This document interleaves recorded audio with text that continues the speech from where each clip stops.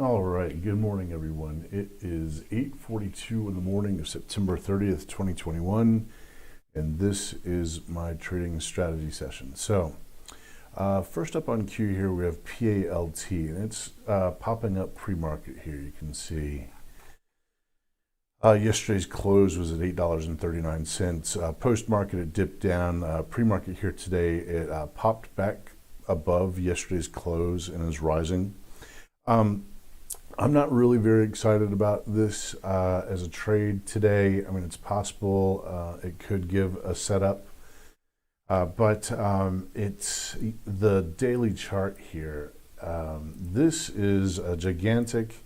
I mean, it closed green. It did a good job. It went from 544, yesterday to a close of 836. So I mean, roughly $3 gain. On a stock, that's relatively inexpensive. There's a lot of money made there. I yesterday, unfortunately, wasn't paying attention to it. Well, this is a gigantic topping tail. So for me to get interested in trading this stock, it's got to break back above $15.20. And even then, it's possible that if the sellers came in yesterday at $15.20 and then just sold this thing off, there's a possibility that a break above 1520 will then just be an indicator or a cue for the sellers to come in and sell it off. So, not really excited about this trade. If it does go above 1520, though, I think there's definitely momentum in it, and there'll be an opportunity to trade. But the likelihood of that, I think it's really low. Anytime you get one of these small caps that pop up like this and then fall back in the same day, that's usually about all the action that you're going to see for the time being. There could be something in the future, but for right now, I think this thing has pretty much seen the move that it's going to make. I could be wrong, but over 1520, that's where I'm interested. I'm not interested below that.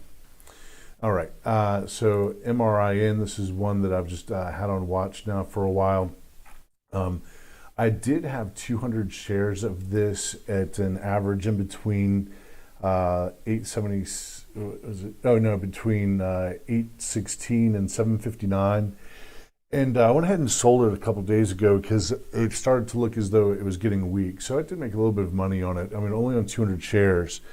It did run up and it tried to break through previous recent high of 1151, so on and so on. I'm watching this one because now buyers are interested, investors are interested in this stock. And I'm looking for an opportunity to average into a position long term. And so I'm glad to see that the price pulled back because I was only in 200 shares. I averaged in on this day between 816 and 759 on the 23rd of September on 200 shares. I had 100 shares at the 50% Fibonacci and 100 shares at the 38.2% Fibonacci. So here it is. It's pulling back today.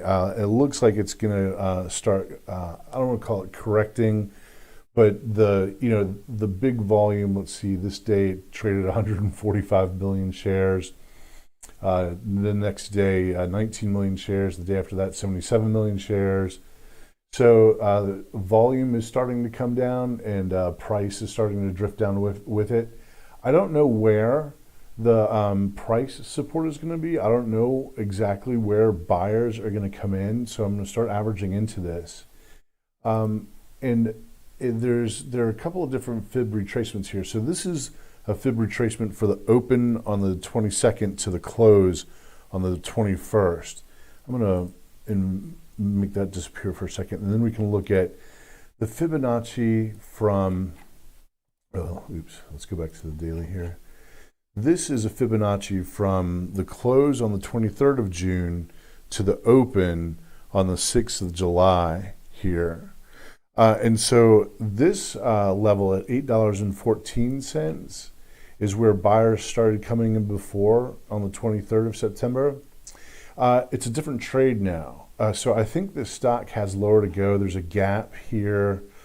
We'll call So the gap, technically speaking, let me clean this up a little bit so it's a little bit easier to see. Let me get rid of that recent. So technically speaking, the gap is from the close on the 21st of September to roughly the close on the 22nd of December. This gap right in here is technically the gap when you're talking about the gap. But I've found that price will find support at the sort of the most recent high from the gap. So kind of this pivot right here at 692. Let's see how that lines up with Fibonacci here. 692 kind of lines up with this 25% level from the gap. I like coincidences. It's a coincidence. Let's see where 692 is. And 692 is kind of nowhere on the gap from June. So yeah, I think I'm gonna have this on watch, and I'm gonna keep watching it until it comes down to 692 roughly, and I'll probably even start a position. I mean, I might even go for the 759 level, possibly. We'll see, just for 100 shares, and then we'll see where things go from there. But I'm probably at the 692 level roughly is probably where I'll concentrate more purchases. If we can get a time frame, if things are starting to slow down in the stock a bit, so it won't be quite so volatile. So we'll probably get a swing down. That's kind of the move that I'm looking for into next year, into Q1, Q2 of next year. All right. So then PRGO is catching a bid this morning. It has recently settled a lawsuit, and it kind of clears the way for the stock or the company to continue on as business as usual. I've never traded this stock, so I've got levels all over this thing.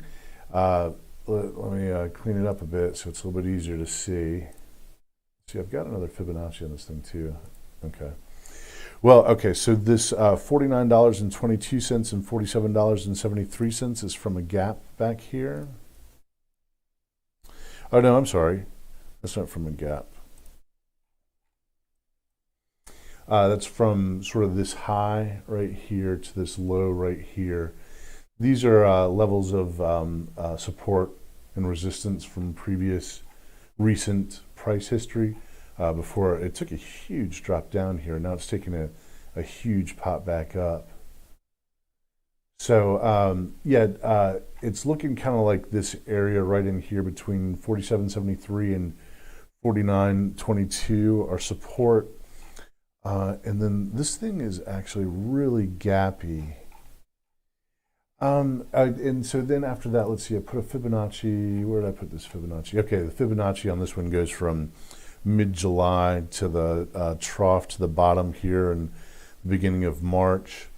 And then I think the other fib, let's see, that's the from 10 August to the bottom at 20 August.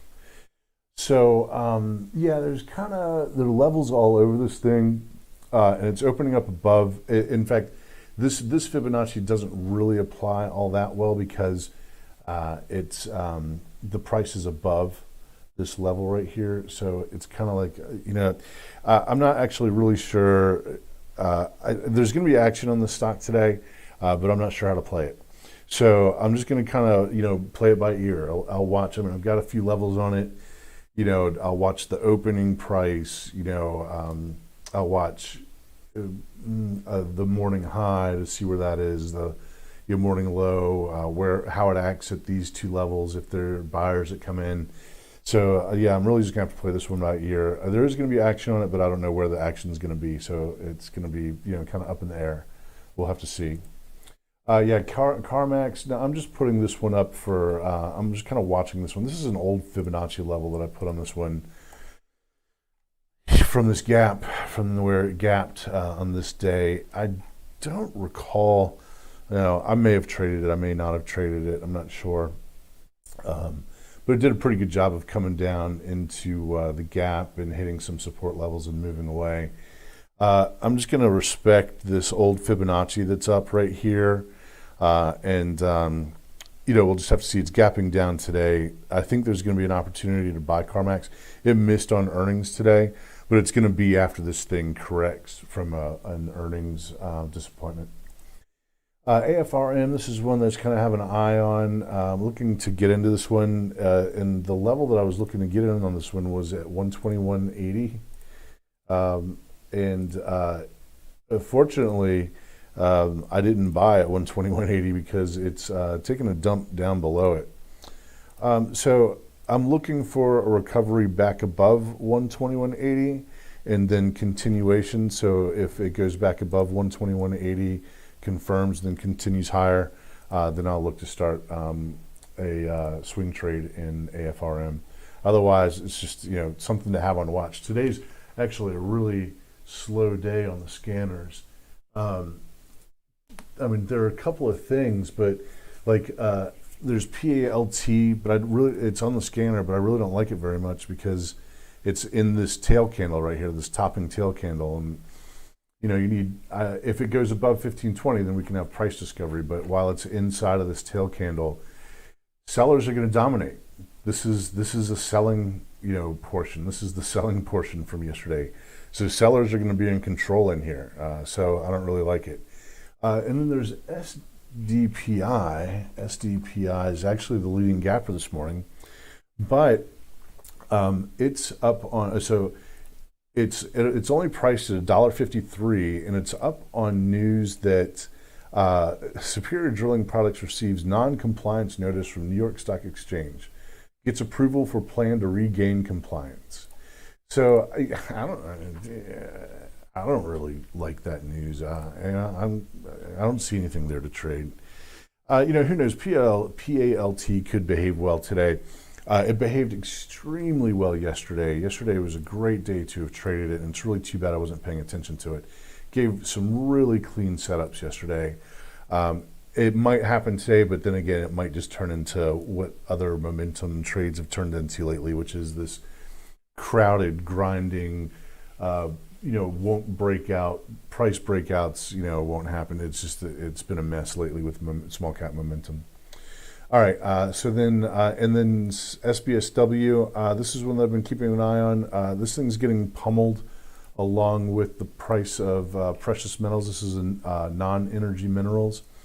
So, and I haven't actually, I've looked at their books. Their books are outstanding. I need to look at their business model to see what the majority of it is that they mine. I think it's precious metals. Yeah, gold. Copper, gold, founded November 7, 2017. If the price of gold and silver, precious metals, and so on are getting pummeled, then this stock is going to get pummeled too. It's on watch, and I want to average into a position on this one. The dividend rate is incredible. So, That's what's going on today. There's really not much else going on. It's kind of a slow day. It's the end of the quarter, so there's going to be some movement. Let's see, the SPY. If the SPY opened up right now, it would open up 0.39% higher than yesterday's close. There is this 436.12 level on the SPY. Let's see here. 436. Okay, get rid of that one. So 436.12 corresponds to this low over here that was put in on the 19th of August. So the pre-market price right now is looks like it's struggling to open above it. It's going to figure out whether it opens. The SPY is going to figure out whether it opens above or below this this low that was put in a couple months ago.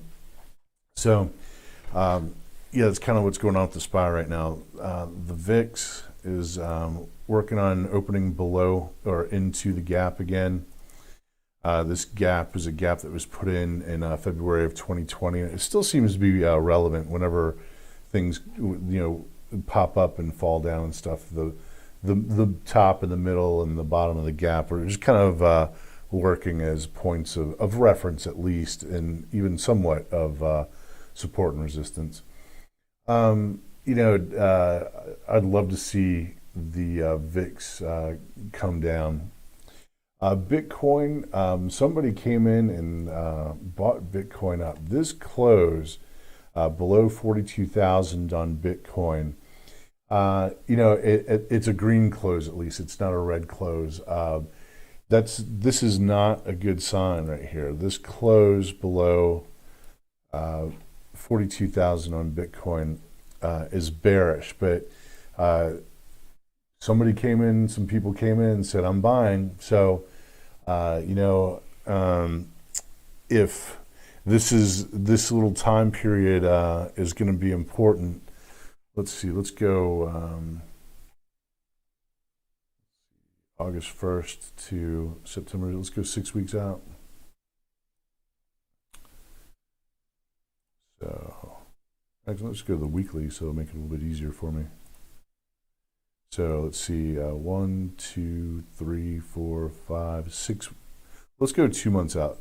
1, 2, 3, 4, 5, 6. Oops. 7, 8. All right. So by about this time, the beginning of November, we're going to be either. This is my opinion. Is that we're going to be either breaking above 53,000, this 5296 or whatever you want to call it, or breaking below. Let's see. Yeah, 3176. So let me, I'll put a marker here. Let's see.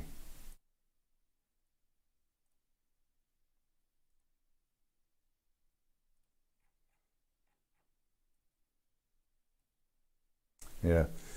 Yeah, okay. So yeah, this is right now, it's neutral. By the time November 1st rolls around, we'll know whether it's bullish or bearish. Let's see, what else is going on? Yeah, that's it. There's, you know, kind of a couple of counter bounces. The dollar ran up pretty high yesterday. So, you know, it's going to take a rest for a little bit. It's going to either consolidate or reverse. Silver, same thing. Silver took a giant dump yesterday. So it's either, you know, going to find a bottom or, you know, consolidate and then take another dump down. All right, everybody. Good luck out there. Keep your risk tight. Click like, share, subscribe, leave a comment, tap the bell, and I will see you at the recap. I am out.